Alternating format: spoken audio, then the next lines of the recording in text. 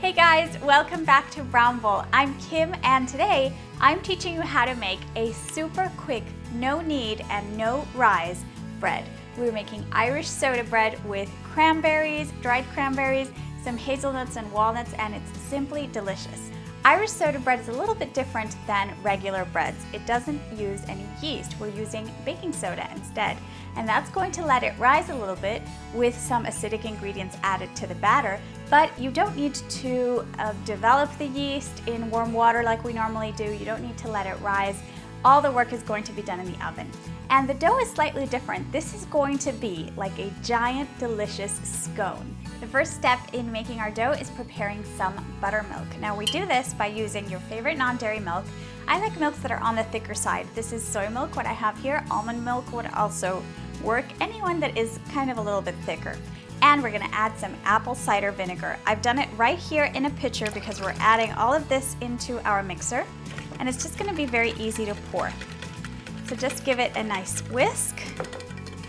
And we're gonna set that aside and let that kind of curdle a little bit. So we're gonna use a standing mixer for our dough. If you don't have a standing mixer, you can do this by hand. However, this dough is really, really sticky.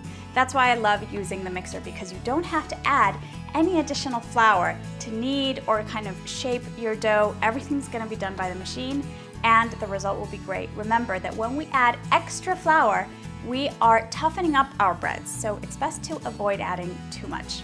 Before we get started, I want you to preheat your oven to 375 degrees Fahrenheit, which is about 190 degrees Celsius. We're gonna add our flour. This is all-purpose flour, unbleached. Let's add some sugar. This has some sweet notes to it, so this is evaporated cane sugar. Next, we're adding, of course, our baking soda, essential in Irish soda bread. We need some salt. And we're also going to be using some powdered egg replacer. We're going to go ahead and mix that so that everything is nicely combined. Once everything has been combined, we are going to add our non-dairy butter. Now this part is very important. You want your butter to be very cold and you want to kind of cut it into little chunks and kind of drop them in all over. This is going to create what we call flaky pockets in a dough. Once all of your butter is in, we're gonna turn on our mixer and we are going to mix only until you see that that butter has combined with the flour and has been cut a little bit, and it's roughly the size of peas or a little bit smaller, but you don't want it to cream up and get completely mushy. We're almost there. We still have some chunks, but what I like to do is just scrape down the sides a little to make sure everything is getting some of that butter. That's about enough. So some of them are gonna be a little bit bigger. That's okay. But as you can see, we have these little chunks, and it's not all melted together, but you can see those little chunks of butter every once in a while. That's what you want.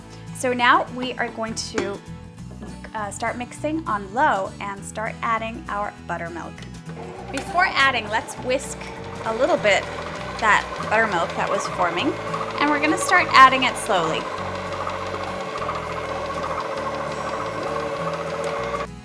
You always wanna scrape down the sides and the bottom of the bowl. That's where it kind of tends to stick in a standing mixer. So our dough has been combined, and I just want to show you the texture. This is very sticky. It doesn't look like bread dough at all. It's just very, very, very sticky. So that's perfect. We need to add our cranberries and our nuts next. Whenever we add cranberries, nuts, raisins to a recipe, especially into a dough, these will tend to sink while they're in the oven. So you might find that in the top you don't have a lot of nuts or berries, and then all of them are in the bottom. Same goes for blueberries when you're making blueberry muffins or something like that. So what I like to do, a nice trick, it also works on chocolate chips, anything like that that has a little more weight, is I like to add them to a bowl beforehand. Here we have some dried cranberries, and I have a little nut mix. These are walnuts and some hazelnuts chopped. And we're gonna add a little bit of flour, just a tiny bit, to toss everything in that flour. And for some strange reason, I don't know the science behind this, but this is going to prevent that sinking action, and it's going to stay well distributed within that dough. Once that is lightly coated, we're gonna add it to our mixer. And we're gonna mix one last time just to get that combined.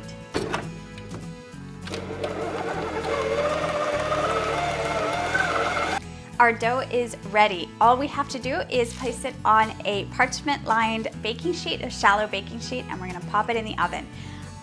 Before we do that, I like to kind of flour my hands a little bit, just in case I need to touch that dough at any moment to shape it.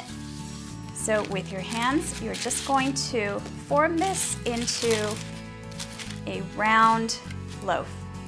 And what I want you to do is, if you see any of those nuts or those cranberries, kind of stick them inside.